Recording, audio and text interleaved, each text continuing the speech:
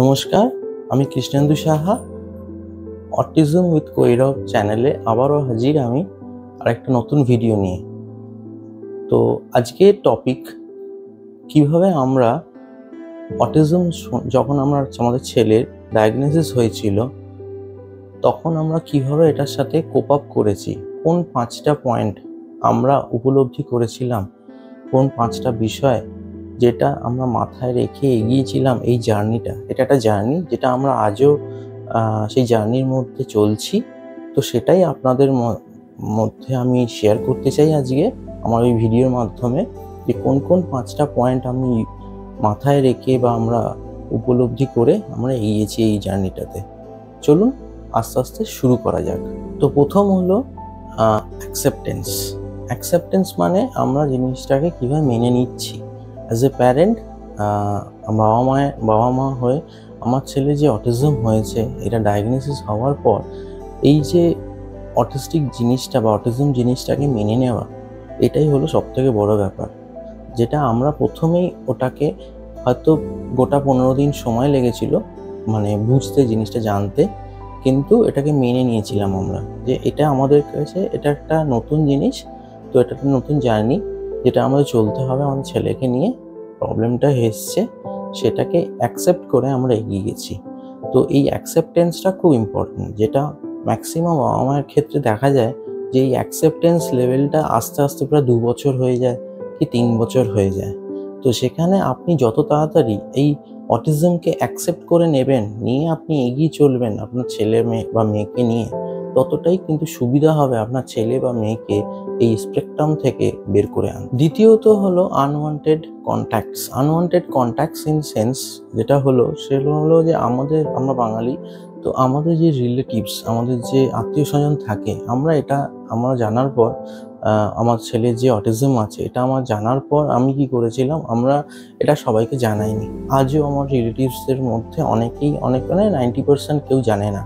এটা জাস্ট আমি কি করেছিলাম যে আমি 1 মাস নিজের ফ্যামিলির মধ্যেই রেখেছিলাম এই ব্যাপারটা। তারপরে খুব ক্লোজ 2জন ফ্যামিলিকে আমি জানিয়েছিলাম, যাদের থেকে আমি জানি যে আমি কোনো নেগেটিভ ভাইব পাবো না। কেন আমি বলছি এই কথাটা, যে কন্ট্যাক্টসের ব্যাপারটা, যে আপনি যত এই অটিজম ব্যাপারটাকে ছড়াবেন আপনার রিলেটিভসের মধ্যে যে এই হয়েছে ওই হয়েছে, আপনি দেখবেন নেগেটিভ ভাইবস আপনার কাছে আসছে। আদতে কেউ জানে না এই ব্যাপারটাকে নিয়ে বা তাদের মধ্যে কোনো নলেজই নেই, কিন্তু কি করবে, আপনাকে উল্টো পাল্টা কথা বলে আপনাকে ডেভিয়েট করে দেবে অন্যদিকে, এই দিকে যা, ওই করলেই হবে, আর প্রথমেই বলবে নেগেটিভিটি। আমি প্রথমেই যেটা চেয়েছিলাম যে আমার মধ্যে আমার ফ্যামিলির মধ্যে যেন কোনোভাবে এই অটিজমটাকে অ্যাজ এ নেগেটিভ ভাইবস বা নেগেটিভিটি যেন আমার ফ্যামিলির মধ্যে না কেউ ইনজেক্ট করে দিতে পারে। তো সেটাকে আমি আটকেছি। আমি কি করেছি, আমি আটকে দিয়েছি কিভাবে, আমি এই ব্যাপারটাকে আজও আমি এখনো পর্যন্ত অনেক আমার রিলেটিভসদের মধ্যে আমি এটাকে ছড়াইনি। কারণ আমি জানি যারা হেল্প করতে পারবে তারা ঠিক বলবে, তারা ঠিক আপনাকে আইডেন্টিফাই করতে হবে আপনার রিলেটিভসের মধ্যে যে কে আপনাকে হেল্প সত্যিকারের এই অটিজম থেকে বের করতে পারে, এটা আপনাকে আইডেন্টিফাই করতে হবে। তাদেরকেই বলবেন যাদের দেখবেন আপনাকে হেল্প করার মতন তারা মানসিকতা আছে, বা আপনি তাদেরকে জানেন যে হ্যাঁ এ আমাকে সঠিক উপদেশ দিতে পারবে। আপনাকে বের করে আনতে হবে আপনাকে সঠিক উপদেশটা। থার্ড পয়েন্ট হলো সেলফ বিলিফ। সেলফ বিলিফ খুব ইম্পর্টেন্ট। আপনার মধ্যে যদি সেলফ বিলিফ না থাকে তাহলে আপনার ছেলে বা মেয়ের মধ্যে কিন্তু সেই বিলিফ আসবে না। আপনার মধ্যে ফার্স্ট বাবা মায়ের মধ্যে সেলফ বিলিফ ক্রিয়েট করতে হবে।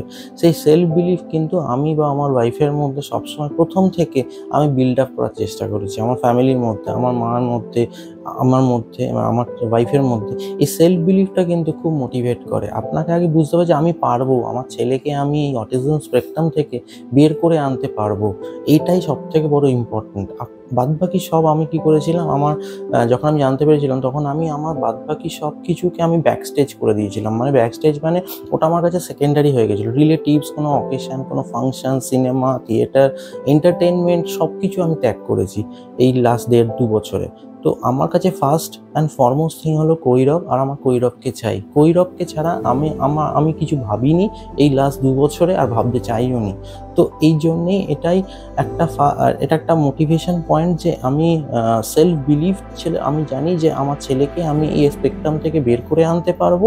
আরেকটা জিনিস হলো আমি বাদবাকি যেগুলো আনুষঙ্গিক জিনিস আমাদের লাইফে যেগুলো দৈনন্দিন থাকে সেইগুলোকে আমি আস্তে আস্তে কাটল ডাউন করেছি, যাতে আমার যেন থেরাপি, আমার ছেলের ট্রিটমেন্ট যেন ঠিক পেসে এগোয়। পয়েন্ট হলো gathering detail knowledge. Gathering detail knowledge বলতে আপনাদেরকে নলেজ গ্যাদার করতে হবে। যদি আপনি অটিজম সম্বন্ধে জেনে থাকেন তাহলে খুব ভালো, ওয়েল অ্যান্ড গুড।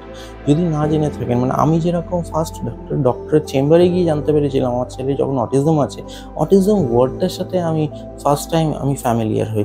তো আমার ক্ষেত্রে যেটা হয়েছিল যে আমি জানতাম না অটিজম কী বা অটিজম কী হয় বা এটা কী হতে পারে। তো আমার মধ্যে যেটা হয়েছিল, আমি নলেজ গ্যাদার করতাম। নলেজ গ্যাদার সেখান থেকেই করতাম যেখানে আমি জানি অথেন্টিকের জায়গা, সেটা হলো ইউটিউব বা গুগল বা কোনো বই পড়ে, বা আমার যে থেরাপিস্টের সাথে আমাকে যেতে হতো বা ডাক্তারদের সাথে আমি কথা বলতাম, তো আমি তাদেরকে প্রচুর প্রশ্ন করতাম। আমি যেগুলো জানি না, আমার যে ভেতরে প্রশ্নগুলো এসেছিল যেই সময় যে আমার ছেলের ব্যাপারে, তো সেই প্রশ্নগুলো থেকেই আমি ওদেরকে যখন থেরাপিস্টদের কাছে প্রশ্নগুলো করতাম, সেই প্রশ্নের উত্তর থেকে আমি অনেক নলেজ গ্যাদার করেছি। কি হয়, কেন হয়, কী জন্যে হচ্ছে, প্রতিটা জিনিস আমি খুব অবজার্ভ করতাম আর সেইগুলোকে লিখে রাখতাম নিজের কাছে, গিয়ে আমি থেরাপিস্টদের কাছে গিয়ে বলতাম, জিজ্ঞেস করতাম যে এটা হয়েছে, এটা হলে কেন হচ্ছে বা এটা কি। তবেই কিন্তু আপনাকে আগে অটিজম সম্বন্ধে জানতে হবে, তবে না আপনি কাজটা করবেন, অটিজম আপনার বাচ্চাকে বের করতে পারবেন। ফিফথ লাস্ট পয়েন্ট যেটা আমি মেনটেন করেছি আমার ফ্যামিলিতে অটিজমের ব্যাপারে, যেটা হলো যে আমরা অ্যাজ এ টিম কাজ করি। এটা একটা জার্নি, এই জার্নিটা আমাদের ফ্যামিলিটা সবাই মিলে আমরা এই জার্নিটা যাচ্ছি, জার্নিটার মধ্যে দিয়ে। তো অ্যাজ এ টিম আমাদেরকে কাজ করতে হবে। আমি, আমার ওয়াইফ, আমার মা, আমরা তিনজন মিলে অ্যাজ এ টিম এই হোলটায় কাজ করেছি। এক একজনকে এক একটা কাজ আমি অ্যাসাইন করতাম, আমি নিজে অ্যাসাইন করতাম নিজেকে কাজ। আমরা নিজেরা একটা দায়িত্ব নিতাম যে এটা এই করাবে, ওটা ওই সময় করা হবে, যেন কৈরব কখনো একা যেন না আইডল ঘুরে বেড়ায়। ওর যেন থেরাপিগুলো প্রপার, যে কারণ দেখুন সত্যি কথা বলতে আমরা থেরাপিস্টের কাছে আমরা যাই হলো আধ ঘন্টার জন্য, সপ্তাহে একবার কি 15 দিনে একবার, বা হয়তো প্রতি সপ্তাহে একবার প্রথম যখন যেতে হতো আমাদেরকে। কিন্তু বাদবাকি যে 7টা দিন, বাদবাকি যে 6টা দিন আমরা যেমন বাড়িতে, কৈরব কিন্তু আমার বাড়িতে থাকতো। তো কৈরবের বাড়িতে তখন কিন্তু কোনো থেরাপিস্ট নেই, তখন আমরাই কিন্তু ওর থেরাপিস্ট। সো আমরা অ্যাজ এ টিম যদি কাজ না করি, আমরা যদি টিম না ওয়ার্ক করি, তাহলে কিন্তু আমরা এই অটিজম স্পেকট্রাম থেকে আমার ছেলেকে বের করতে পারবো না। So team is very important. আপনার বাড়িতে আপনার স্ত্রী, আপনার হাজবেন্ড, যারাই যেরকম আছেন, বা আপনার যদি আপনার ইনলজ থাকে তাহলে তো আরও সুবিধা হয়। বেশি ইনলজ থাকলে তারা আরও কিছু কাজ করতে পারবে, বিজি রাখতে হবে বাচ্চাকে।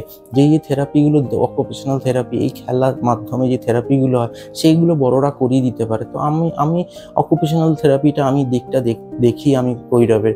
আমার ওয়াইফ যেরকম বিহেভিয়ারালটা দেখে বা স্পিচটা দেখে, ও ওরকম দেখে। তো এইরকমভাবে অ্যাজ এ টিম আপনারা যদি কাজ করেন, দেখবেন এটা অনেক ইজি হয়ে গেছে, আপনার ওপর বার্ডেন পড়বে না, একার ওপর বার্ডেন পড়বে। আর last but not the least যেটা বলতে চাই, যারা যে বাবা মায়েরা এখন ডায়াগনোসিস করছেন বা ডায়াগনোসিসড হচ্ছে, আপনাদের বাচ্চারা যে অটিস্টিক হয়েছে বা অটিজম বেরিয়েছে, বা সিভিয়ার লেভেল যাই থাকুক, মাইল্ড, সিভিয়ার, মডারেট, যেটাই থাকুক না কেন, আমি একটাই বলবো, ভেঙে পড়বেন না, বাচ্চার সামনে কাঁদবেন না প্লিজ। বাচ্চার সামনে না কেঁদে আপনি ওই কান্নাটাকে আপনি বাথরুমে বা কোনো হিডেন জায়গায় গিয়ে বাচ্চার থেকে দূরে গিয়ে কাঁদুন, সেটা অনেক বেটার। বাট আপনি কিন্তু ফ্যামিলিকে কখনো বার্ন ডাউন হতে দেবেন না বাচ্চার সামনে, কোনোভাবে এটা করতে হবে না। এই জিনিসগুলো কিন্তু প্রচণ্ড পরিমাণে এই বাচ্চাদেরকে কিন্তু এফেক্ট করে, ঠিক আছে? বাচ্চাদের মরাল যদি ডাউন হয়ে যায়, তাহলে কিন্তু খুব কঠিন হয়ে যাবে আপনার কাছে কিন্তু এই বাচ্চাকে আবার মরাল আপ করে তুলে নিয়ে আসে। তো সেটা করবেন না। অটিজম কিন্তু দেখুন, এটা একটা জার্নি। এই জার্নিটাই কিন্তু সবাই, যারা অটিস্টিক বাবা মায়েরা থাকে, সবাইকেই এই জার্নি দিয়ে যেতে হয়। আপনি যেটা ভাবছেন যে আজকে কিছুই পারছে না, 1 উইক পর কিন্তু অনেক চেঞ্জ আসে একটা বাচ্চার মধ্যে। 1 মাস পর একটা চেঞ্জ হবে, এক বছর পর একটা চেঞ্জ থাকে, অনেক চেঞ্জেস দেখতে পাবেন। এটা আস্তে আস্তে স্লোলি চেঞ্জ হয়। আপনি যত ভালো করে আপনি থেরাপি দেবেন, আপনি যত ভালোভাবে আপনি টাইম দেবেন, সময় দেবেন। আমি যদি আমার এক্সাম্পল বলি, আমি 2022 সালে যখন মে মাসে আমি যখন কৈরবের ডায়াগনোসিস হয়েছিল, আমি যখন দেখেছিলাম কৈরব তখন একটা হিউম্যান বিং ছিল, নো স্পিচ, নাথিং, হাঁটতে চলতে পারতো আর কিছু বলতে পারতো না, মুখে কিছু বলতেও পারতো না। বাট আজকে 1 বছরের মাথায়, আমি 2 বছরের মাথায় এসে যখন আমি ডায়াগনোসিস করি বা আমি যখন নিজে অ্যাসেসমেন্ট করি, আমি দেখি কৈরব কিন্তু এখন নিজের নামটা লিখতে পারে, কৈরব কিন্তু নিজের নামটা বলতে পারে।